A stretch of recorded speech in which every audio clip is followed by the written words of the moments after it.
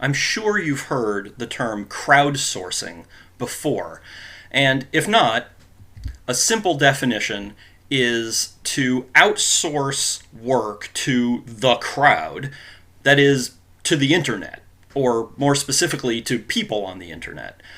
And there are lots of variations on crowdsourcing, and I don't want to get into that. But the point is that crowdsourcing has very successfully been used to create metadata. The first example of metadata creation by crowdsourcing that I know of is the Flickr Commons project at the Library of Congress.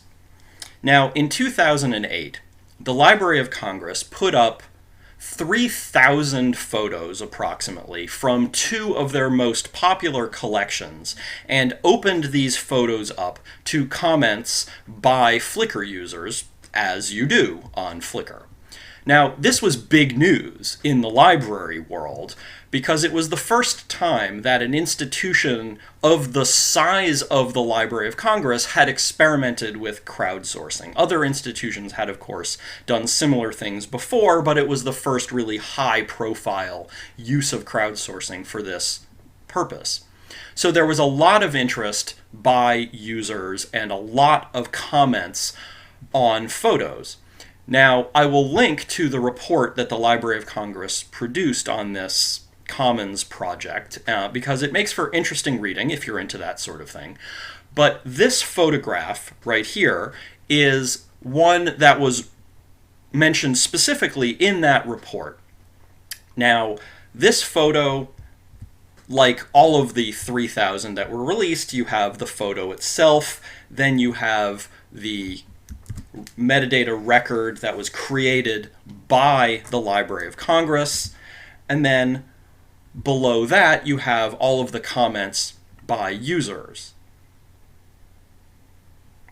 Now, one of the things that the Library of Congress was hoping to accomplish was, of course, to get some useful information out of users' comments, and this photo was mentioned in their report because they got some information that was useful. This photographer's mark was apparently pointed out by Flickr users, and that allowed the Library of Congress to then connect this photograph up to others in their collection that it hadn't been connected to before. So it gave the Library of Congress some useful information about this photo and its connection to other photos in their collection. All in all, this was a fairly low-cost project for the Library of Congress. It cost them the expense of a Flickr Pro account, which is not terribly expensive, some design work, some software and API development, and a bunch of meetings. So all in all, not a huge set of expenses for the institution. In response, the Library of Congress got, naturally, some useless comments, and probably quite a bit of spam, as everything on the internet generates, but they also got some very useful ones, as, for example, that photographer's mark on this photograph. The Library of Congress's report makes the comment that, and I quote, "Flickr members' willingness to expend high levels of effort on history detective work, the unprompted sourcing of new information through links to newspaper archives and highly specialized websites, etc., etc." In other words, the users were so interested in this material that some of them anyway put a fair bit of time and effort into tracking information down for the Library of Congress about these photos. The Library of Congress got lots of good metadata about these photos from Flickr users. Information that they hadn't had before and probably would never have given the limited resources available to devote to any individual photograph in the Library of Congress's very extensive collection. But it took a lot of effort to vet that metadata.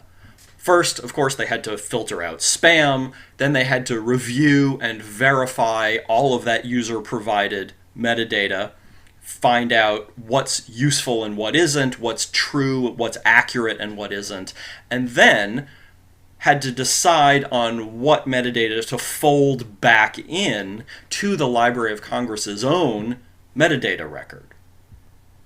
The Flickr Commons project was such a success that the Commons has now opened up to other libraries and museums and other cultural heritage institutions, and now there are dozens of them from all around the world sharing their photo collections, and I will link to the Flickr Commons because it really is a very cool project and worth spending some time browsing.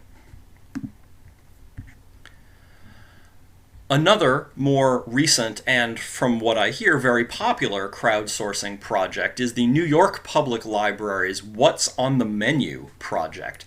The New York Public Library has a collection of historical menus. Who knew?